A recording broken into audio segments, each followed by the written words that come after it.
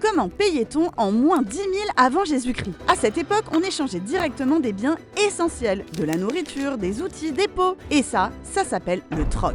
Progressivement, certains objets sont devenus des moyens de paiement. Par exemple, en Gaule vers moins 800 avant Jésus-Christ, je pouvais aller au marché et payer en hache de bronze.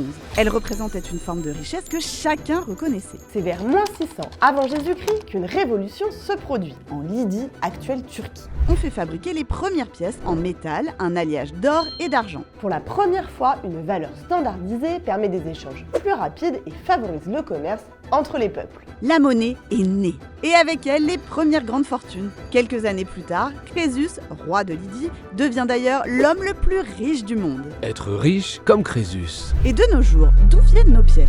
En fait, depuis l'an 864, c'est la monnaie de Paris qui s'en charge. Et pas seulement pour les euros. Aujourd'hui, 2/3 des pièces produites par l'institution sont destinées à des devises étrangères pour plus d'une quarantaine de pays dans le monde. Et alors qu'on pourrait le croire en déclin, le cash a encore toute sa place dans le porte-monnaie des Français. Mais à quel point?